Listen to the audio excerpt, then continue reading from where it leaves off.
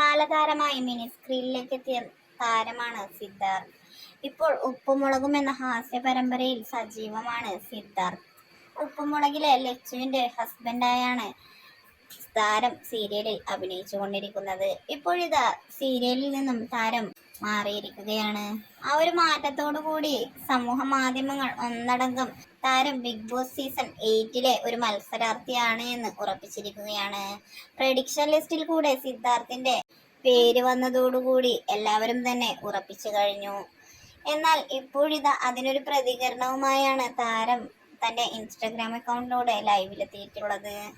താരം വ്യക്തമാക്കിയത് എന്താണെന്ന് വെച്ചാൽ തന്റെ ചില പേഴ്സണൽ ആവശ്യങ്ങൾ കൊണ്ട് മാത്രമാണ് താൻ സീരിയലിൽ നിന്ന് വിട്ടുനിൽക്കുന്നത് എന്നും അധികം വൈകാതെ തന്നെ തിരിച്ചു വരുമെന്നും ബിഗ് ബോസ് സീസൺ 8 താൻ മത്സരിക്കാനായി എത്തുന്നില്ല എന്നും വ്യക്തമാക്കി.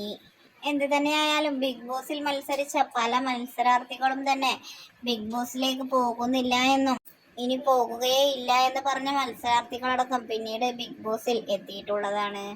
അതുകൊണ്ട് തന്നെ ബിഗ് ബോസിൽ താരമില്ല എന്നത് അത്ര ഉറപ്പിക്കാൻ കഴിയുന്ന കാര്യവുമല്ല.